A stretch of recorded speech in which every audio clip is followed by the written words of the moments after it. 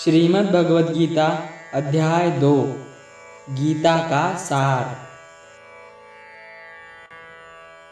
दूसरे अध्याय में हमें जीवन, मृत्यु, आत्मा, पुनर्जन्म और डिसीजन मेकिंग के बारे में सीखने को मिलता है। और गुस्से का सबसे बड़ा कारण क्या है, उसका समाधान भी हमें जानने को मिलेगा। कैसे आप किसी भी परिस्थिति में खुश रह सकते हो और मेहनत कैसे की जाती है, ये भी हमें दूसरे अध्याय में जानने को मिलेगा। जब अर्जुन ने युद्ध करने से मना कर दिया, तब सारथी श्री कृष्ण बोले कि हे अर्जुन, तुम्हें अचानक से क्या हो गया? जिस तरह की कमज़ोर बातें तुम बोल रहे हो, ये तुम्हारे मुंह से शोभा नहीं देती। इसलिए अपने मन की इस कमजोरी को छोड़कर युद्ध के लिए सज्ज हो जाओ। अर्जुन बोले कि कैसे मैं अपने गुरुओं को मारने के लिए अपना धनुष चला सकता हूँ। इस युद्ध को करने से अच्छा है मैं भिखारी बन जाऊँ, क्योंकि इस युद्ध की जीत में भी मेरी हार ही है। मैं सही और गलत को नहीं समझ पा रहा, मेरा मार्गदर्शन करो कृष्ण। श्री कृष्ण मुस्कुराकर अर्जुन की तरफ देखने लगे।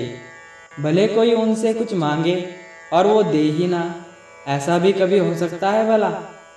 यही से शुरू हुआ भगवद गीता का वो महान ज्ञान जो आपको अर्जुन बनकर सुनना और समझना चाहिए।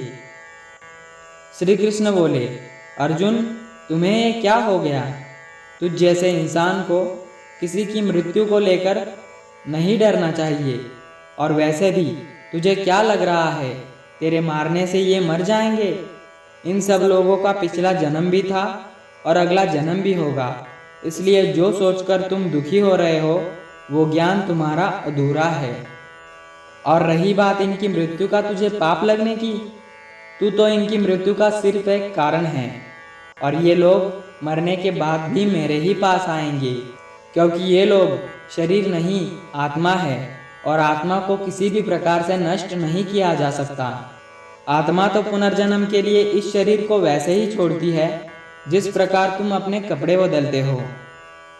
हे अर्जुन, जन्म देने वाला और मारने वाला तो मैं ही हूँ। और ये बता, तू किसी मरे हुए इंसान को जीवित कर सकता है? अगर तू किसी मरे हुए इंसान को जीवन नहीं दे सकता, तो जीवित इंसान को भी नहीं मार सकता, क्योंकि जीवन देने वाला भी मैं ही हूँ और मारने वाला भी मैं ही हूँ। और इनकी मृत्यु मैंने तेरे ही हाथों लिखी है। यदि तुझे ये लगता है कि आत्मा मरती है, तो ये जान ले कि आत्मा जैसे जन्म लेने के बाद मरती है, तो प्रकृति का चक्र पूरा करने के लिए उसे फिर से जन्म लेना पड़ता है। और जब प्रकृति का चक्र ऐसे चलता है, तो तू इसका जिम्मेदार कैसे हुआ? अर्जुन, जिस क्षत्रिय को जीवन में युद्ध करने का अवसर मिलता है, वो ना केवल भाग्यशाली, बल्कि उसका तो धर्म और कर्म ही युद्ध करना है। यदि तूने ये युद्ध नहीं किया, तो इसका अर्थ होगा कि तूने अपना धर्म और कर्म नहीं निभाया, और तेरे नाम के आगे कलंक लग जाएगा। और तेरे जैसे क्षत्रिय के लिए कलंक तो उसकी मौत से भी बड़ा है। लोग तेरी वीरता पर संदेह करेंगे। इसलिए हे अर्जुन, तू सुख दुख हार जीत को छोड़कर अपने विचारों को स्थिर कर और युद्ध के लिए धनुष उठा। हे अर्जुन, तुमने आज तक जो भी सीखा है, वो मेरे इस ज्ञान के आगे बहुत छोटा है। तुम काम करने से पहले ही उसके परिणाम के बारे में सोच लेते हो, जबकि तुम्हें यह जान लेना चाहिए कि फल देने वाला मैं हूँ और कर्म करने वाले तुम। इस बात पर अर्जुन ने श्री कृष्ण से सवाल किया कि हे कृष्ण, आपने मुझे अपने विचारों को स्थिर करने को कहा है, तो मैं ये कैसे करूं? श्री कृष्ण बोले कि जो व्यक्ति अपनी इच्छाओं और अपने कर्म फल के बारे में सोचना बंद कर देता है, वही स्थिर बुद्धि कहलाता है। ऐसे व्यक्ति को ना तो कुछ बुरा होने से दुख होता है और ना तो किसी अच्छे काम में खुशी होती है। जिसके मन से हर प्रकार की भावना, डर, क्रोध नष्ट हो गया है, जो शुभ अशुभ के चक्कर से बाहर निकल गया है, जो इस प्रकार से अपनी इच्छाओं को वश में कर लेता है, जैसे कोई कछुआ खुद को खुद में ही समेट लेता है। उस मनुष्य की बुद्धि स्थिर हो जाती है, क्योंकि अपनी इच्छाओं के बारे में सोचने से हमें वो इच्छाएं अच्छी लगने लगती है। इच्छाएं अच्छी लगने लगती है तो उन इच्छाओं को पूरा करने का मन करता है। जब उन इच्छाओं को पूरा करने में कोई रुकावट आती है तो इंसान को गुस्सा आता है और वो पागल होने लगता है, और फिर वो अपना कर्म धर्म भूलकर खुद ही अपनी स्थिति से नीचे गिर जाता है। परंतु कोई अपनी इच्छाओं का गुलाम नहीं होता तो उसका अंतर्मन शुद्ध होता है और उसके दुख का अंत हो जाता है। और जब उसके दुख ही समाप्त हो जाते हैं तो फिर उसकी बुद्धि स्थिर हो जाती है। परंतु जिस इंसान के मन से उसकी कामनाएं और इच्छाएं नहीं जाती, वो इंसान कभी शांति नहीं पाता, और जो शांति नहीं पाएगा वो खुश कैसे रहेगा भला। स्थिर बुद्धि वाला प्राणी उस समुद्र की तरह है जिसमें कितनी भी नदियां आकर मिले फिर भी उसे कोई फर्क नहीं पड़ता। और इसी तरह का स्थिर बुद्धि वाला प्राणी मेरी ही शरण में आता है। इस दूसरे अध्याय का यही तात्पर्य है कि आप में से बहुत सारे लोग हैं जो अपने प्रियजनों को खो देते हैं, और जिसने नहीं खोया है उनको भी ये जान लेना चाहिए उनकी जिंदगी में भी उनके सबसे प्रिय, यहाँ तक कि खुद की मृत्यु भी एक न एक दिन अवश्य होगी। लेकिन इन सब से उदास होने की जरूरत नहीं है, क्योंकि भगवान ने कहा है कि हम अपने जन्म से पहले भी इस दुनिया में नहीं थे और मौत के बाद भी नहीं रहेंगे, लेकिन उस समय हम किसी न किसी रूप में इस ब्रह्मांड में जरूर रहेंगे।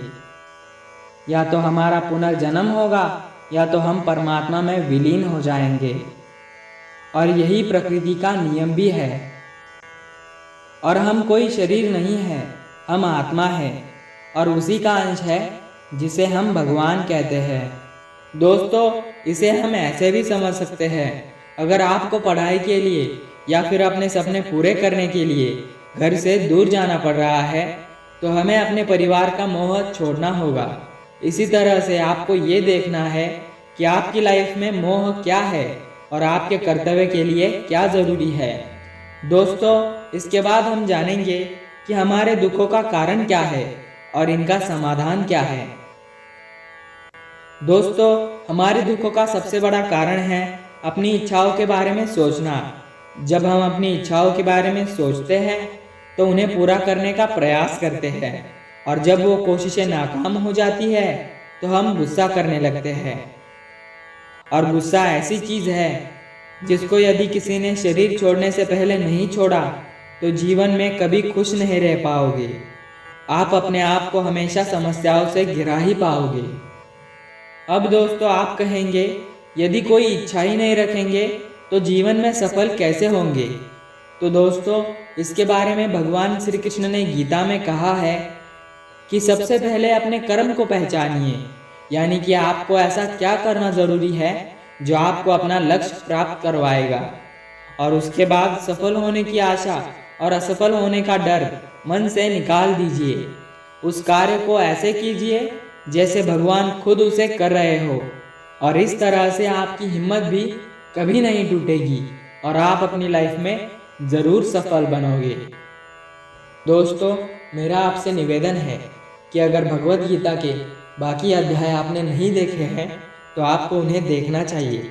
उनकी लिंक डिस्क्रिप्शन बॉक्स में दी गई है। तभी जाकर आप अपनी लाइफ में पॉजिटिव बदलाव लाकर सफल बनोगे।